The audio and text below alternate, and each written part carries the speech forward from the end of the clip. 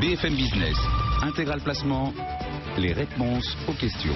Aujourd'hui, on a choisi de répondre à toutes vos questions sur le marché immobilier parce que vous êtes nombreux à vous interroger, à nous envoyer vos interrogations sur notre site bfmbusiness.com pour vous répondre. Sandrine Alonier, la responsable des relations banques chez vousfinancier.com. Sandrine, on va essayer de répondre à cette question de Julie. Elle nous écrit de Paris, elle se demande comment vous voyez les prix immobiliers évoluer dans les prochains mois, à Paris notamment. Alors déjà, si on regarde un petit peu le passé, ce qui s'est passé ces 6 derniers mois, c'est que les prix sont restés quasi stables. On a eu une baisse de 1,2%. Mais bien sûr, ça ne veut pas dire grand-chose parce qu'aujourd'hui, les prix de l'immobilier à Paris dépendent énormément de la qualité des biens, également de la taille des biens et bien sûr du fait s'ils ont des défauts ou pas et des quartiers. Donc aujourd'hui, ce qu'on peut dire, c'est qu'on a des petites surfaces qui continuent à très bien se vendre, alors qu'à l'inverse, on va pouvoir avoir des marges de négociation importantes, de l'ordre de 5 à 10%, parfois jusqu'à 1 000 € au mètre carré de moins, pour des biens de très grande taille qui trouvent difficilement preneurs ou des biens premier étage avec des défauts. Donc je pense que Julie, si elle a un projet immobilier à Paris, ce qu'il faut vraiment, c'est qu'elle sélectionne bien son bien et qu'elle tente aussi de négocier, puisque aujourd'hui les délais de vente se rallongent et que les biens avec défaut sont largement décotés et donc peuvent partir à des prix plus que raisonnables. Et les délais de vente se rallongent, vous nous disiez, on était sur des délais de vente d'à peu près 3 semaines récemment. Voilà, et aujourd'hui on est passé sur plus d'1 mois. Donc voilà, les vendeurs en fait ne veulent pas baisser leur prix, donc ils restent un peu, ils résistent, si je puis dire.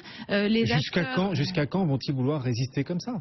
Là, normalement, après l'été, lorsque des ventes ne se sont pas faites pendant l'été, ce qui est souvent le cas, il y a des vraies opportunités à la rentrée, donc ça peut être le moment de se positionner. Et les acheteurs, eux, restent quand même là, puisque comme les taux sont bas, ça incite aussi à acheter. Donc on est dans un marché aussi un petit peu bloqué, et du coup, il ne faut pas hésiter à négocier, il y a des opportunités. Alors pour trouver un logement, il faut parfois passer par une agence, c'est même le cas le plus fréquent. On a cette question de Pierre, une question un petit peu sarcastique. Il se demande si les réseaux sociaux ne sont pas plus efficaces pour trouver un logement que les agences immobilières. C'est vrai qu'on voit de plus en plus sur Facebook, même parfois sur Twitter, des propositions de vente de logement envoyées par nos amis, nos contacts, et parfois ça peut être plus efficace en effet que passer par des agences. Oui, alors dans ces cas-là, c'est vrai qu'on aime bien regarder les annonces pour voir un peu comment sont les appartements, mais après pour transformer l'essai, c'est pas forcément l'idéal. Il y a aussi l'émergence de sites comme Le Bon Coin qui marche très bien en immobilier. Maintenant, pour dénicher la perle rare, mieux vaut à l'inverse plutôt passer par des professionnels qui vont pouvoir vous alerter lorsqu'un bien va arriver sur le marché, puisque dans les zones tendues, dans les zones tendues, il n'y a pas une abondance d'offres de biens de qualité. Donc si vous êtes en contact, un bon contact avec un agent immobilier, il va pouvoir vous informer d'un bien en vente avant même sa mise sur le marché. Donc moi je dirais que... C'est aussi l'intérêt et l'avantage du Bon Coin ou de Facebook, c'est que ça arrive sans doute avant que les agences ne proposent ces biens-là. Oui, alors souvent ils sont aussi mis partout et puis c'est le particulier qui a évalué lui-même le montant du bien et puis il se dit vu qu'on va pas payer les frais d'agence, je peux un petit peu augmenter mon bien.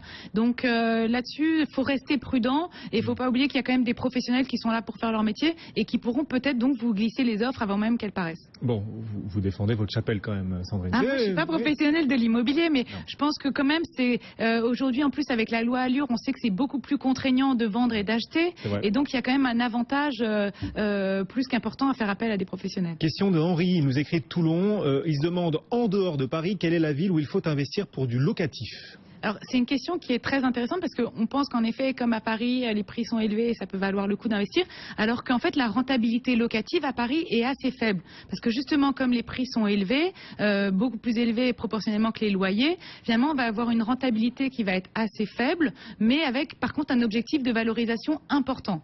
Alors sinon, d'autres choix, ça peut être d'investir dans des villes où les prix sont moins élevés. Dans ce cas-là, il faut faire bien son choix. Les conseils pour un investissement locatif, ça va être de choisir un endroit où il y a forcément une forte demande locative, aussi un dynamisme économique, là où il y a des universités, des emplois. Donc, par exemple, on peut avoir des bonnes rentabilités locatives, entre 3 et 5%, on va dire, dans des villes comme Nantes, Rennes, Lille, Lyon, Aix-en-Provence. Voilà, c'est ce qu'on peut conseiller. Et aussi, si on prend des petites surfaces, là aussi, on a une rentabilité qui est plus importante, mais avec un turnover aussi plus important. Donc, c'est un arbitrage à faire sur la volonté ou non de garder son bien longtemps. Ouais, bon, voilà, des conseils et des réponses extrêmement concrètes. On a encore plein de questions. Malheureusement, on est arrivé au bout du temps qui nous est imparti. Sandrine, vous reviendrez avec grand plaisir. D'ailleurs, on avait les questions de Noémie, de Philippine, de Clara. On vous répondra. Mesdames, d'ailleurs, des femmes, on n'a pas fait exprès de ne pas vous répondre, mais la prochaine fois que vous viendrez, Sandrine, vous leur répondrez tout aussi concrètement. Merci beaucoup, Sandrine Alonier, responsable des relations banques chez vousfinancer.com. On se retrouve demain matin dès 10h pour un nouvel épisode d'Intégral Placement. Encore plus de conseils et d'astuces